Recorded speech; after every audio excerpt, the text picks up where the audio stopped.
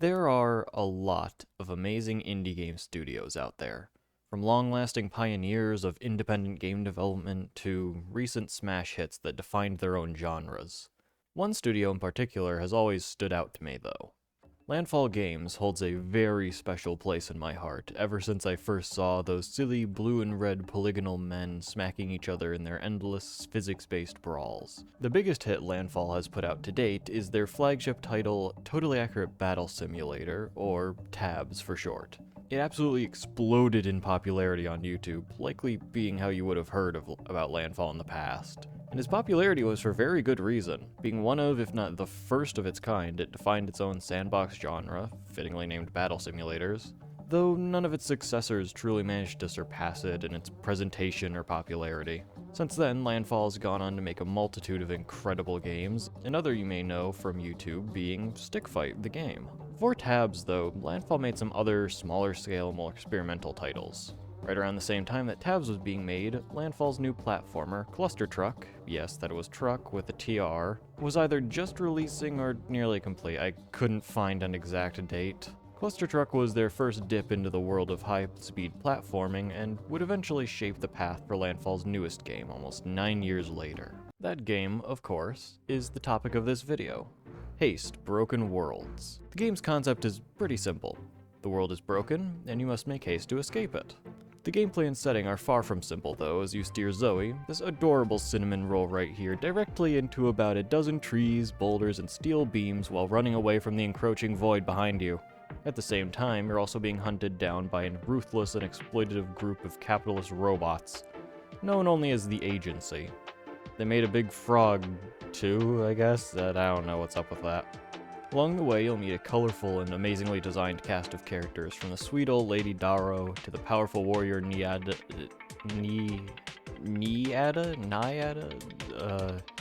as well as the captain. All capable of running hundreds of miles per hour. Of course, Zoe also shares this superhuman speed, but she has a hoverboard, so we all know who's the coolest of the bunch. Haste isn't out yet as of the making of this video, but with a big ol' coming soon and a demo still playable, again, as of the making of this video, there's plenty to be excited for.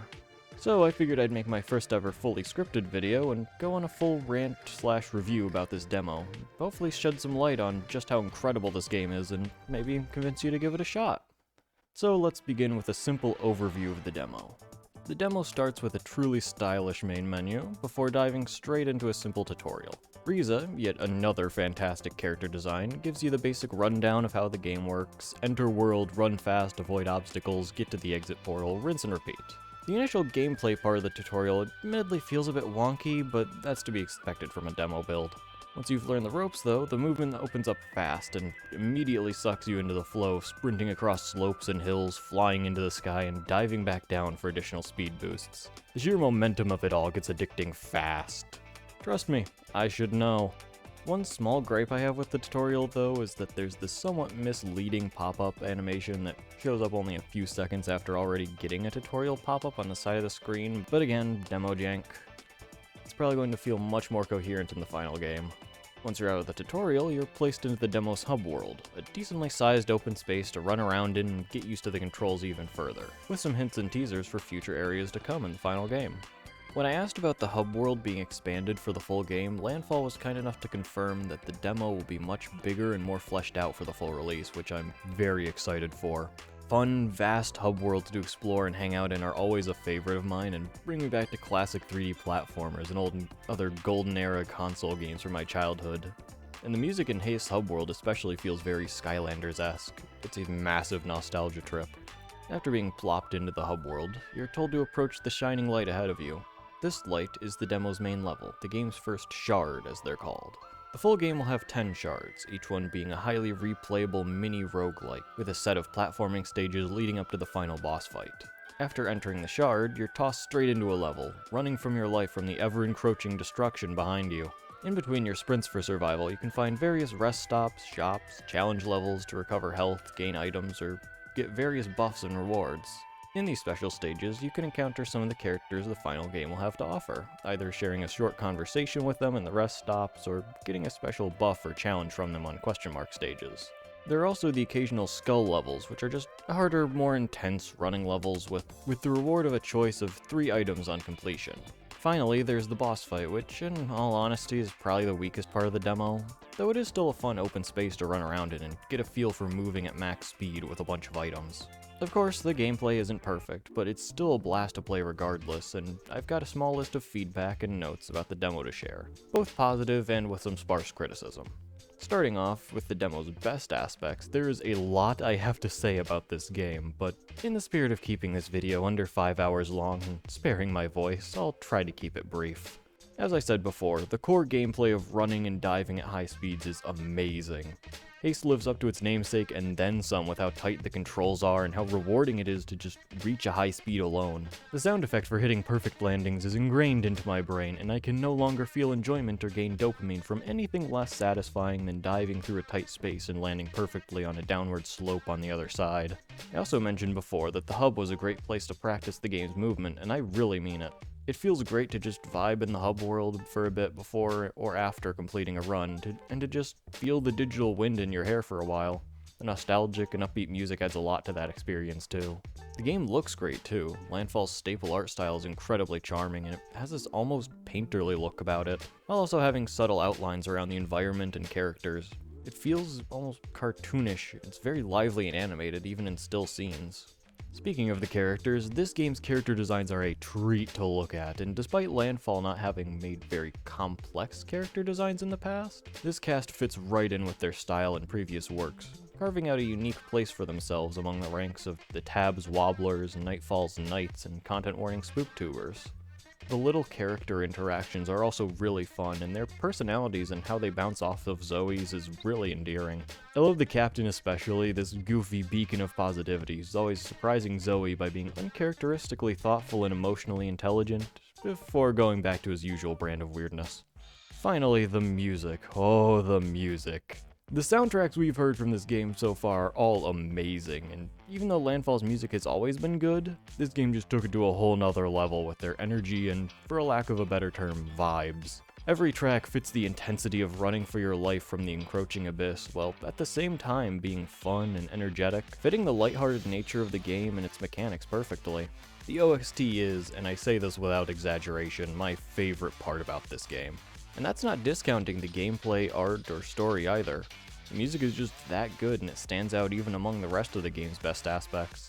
Now, even with all of those aspects, the demo isn't flawless, and it does have a few small issues. The most common community complaint is the map system, as it takes you out of the flow of the game for a moment between stages, and the rarity of certain level types isn't really that well balanced. For example, you can sometimes get 3 shop spaces or challenge levels in a row with no real regulation.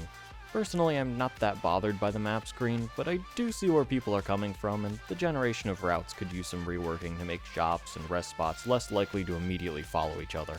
Speaking of the shops, the items, passive items especially, feel a little bit lackluster.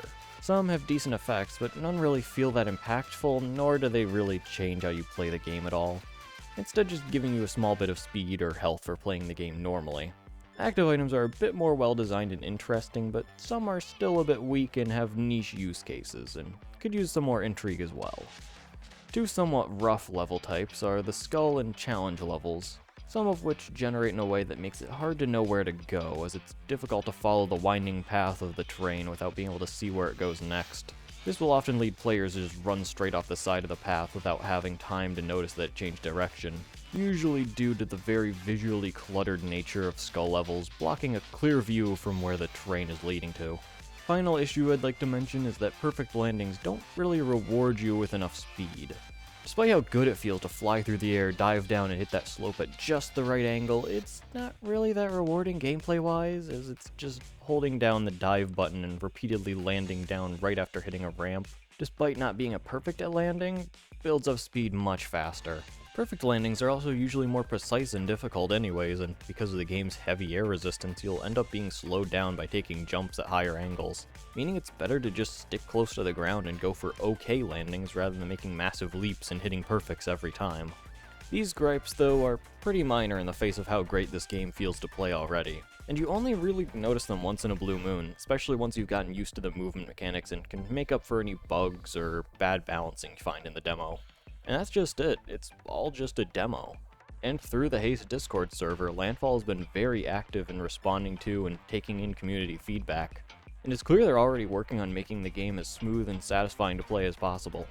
Really, Landfall has always had a great history with interacting with and taking feedback from their community, and this time is no different. I've had the honor of talking with some of the dev team in the Discord, and they're all very humble and open to suggestions. Landfall has also had a great history when it comes to their prior releases, never putting out anything half-baked, always taking feedback and making the game the best it can be. If something launched in a buggy or broken state, they would fix it quickly, and most of their games have been free for at least some period of time, only going paid for their big releases and to help fund their next projects. Haste really feels like the culmination of all of Landfall's past games. All their prior experience coming together to make something even better than their past projects combined. You can see it from the game's art style, its character designs, the music, the story. It all feels like they've put their all into making this game as their next truly ambitious project, rivaling and maybe even surpassing the scale of Tabs. As someone who's been following Landfall since about 2016 to 2017, I'd love to sort of showcase how their games have developed and evolved over time, and how all their past games have come together to make Haste. In the early days of Landfall's development, they made a few small, fun games, the two most notable public releases being Square Brawl and Air Brawl, a 2D PvP party game and an acrobatic and quite nauseating PvP flying game, respectively. Their style hadn't quite hit its stride yet with these two releases, but you can still see the early seeds of what would soon become their flagship 3D art style. Their two first big games were, as mentioned in the intro, Tabs and Cluster Truck. While Tabs really defined their 3D style going forwards, Cluster Truck laid the groundwork for Haste, being Landfall's first movement platformer game, and a very good one at that. It featured a good variety of fun and unique tools and abilities to help you parkour along the backs of moving trucks, all with very clearly heavily inebriated drivers, while dodging around the standard platforming obstacles of lasers, falling rocks, and Truck Satan.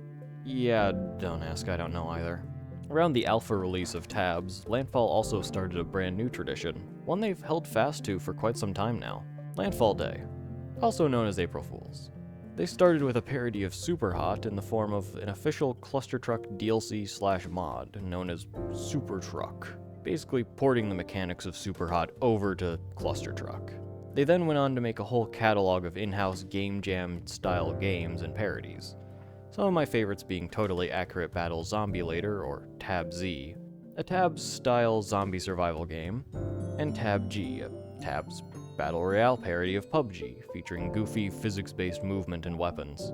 Skipping ahead a bit, in 2022, they also released another favorite of mine, Nightfall: A Daring Journey. Nightfall was the second Battle Royale from their catalog, though it was somehow even more unique, being a 2v2 horseback racing game about knights in love racing to claim the rose first to prove their love. I've even got a video about it on this channel covering it with my friend. Shameless self-plug. Landfall Day got its name in 2021, and the games released around then were really the start of the modern Landfall era, and where their current style really became more cemented. Haste's visuals expand upon the almost painterly textures of Nightfall and Content Warning, a Lethal Company parody released in 2023, which in turn are evolutions on the 3D environmental designs in the full release of Tabs. Haste also clearly shows ties to the shaders and visual effects used in Rounds, Stick Fight, Content Warning, and in the form of things like the Spreading Void and the VFX and lasers and explosions. The music is another clear evolution. Carl Floden, I know for sure I butchered that name, sorry, has been composing for Landfall since way back in the early days of Tabs, Alpha, and Cluster Truck. Tab's music, equally as dramatic as it was goofy, fit the tone of going into battle with nothing but wildly flailing peasants and majestic chicken men at your disposal. Cluster Truck had a more energetic but equally fitting atmosphere, being great for zoning out and enhancing the gameplay rather than trying to take your attention for itself. Carl once again composed Haste soundtrack with the addition of Eric Lighting. Again, I totally butchered that pronunciation. They together have made what I believe to be the single best OST for a platformer I have ever heard. It's fast, it's intense, it's nostalgic, it's every positive descriptor I can't think of because my brain is busy taking in how good the music is. The musical and artistic skill of the whole Landfall and Haste team has only ever grown over the long journey to where we are now. And after following Landfall for so long, I feel like I can pick out pieces from all their past games that went into Haste and trace them back to their origins. This game truly acts as the culmination of Landfall's creative journey so far, and I genuinely cannot wait to see the full game when it releases. While we don't have a concrete release date yet, we do have a coming soon, and with the rate that demo feedback is being rolled out, I have no doubts that the game will be made as great as it can be. If you have the time, I highly encourage you to check out the game, as well as the rest of Landfall's catalog. I barely covered their past games here because this video is supposed to be only about Haste, but it kinda ballooned out of scale. So I hope you'll go check them out yourself. A link to Landfall's website and Haste's demo are in the description below. And with that, I hope you enjoyed the video, even if I did ramble on a bit longer than I first intended. I plan to make a few more videos coming up soon on some other amazing indie games, notably Deltarune Chapters 3 and 4 whenever they drop, and a Dream Barbecue when it releases on the 27th of March. My video will probably not come out on the 27th of March, but, it'll be out within, April, maybe May. Plus, I've still got a video delayed by about 100 days in the works, so hopefully I can finally get that put out into the world too. With that, I hope you enjoyed the video, even if I did ramble on a bit longer than I first intended. If you did enjoy, please leave a like and maybe check out some of my other videos. And if you didn't enjoy, please leave a long and detailed comment below this video. I promise it will not boost the algorithm.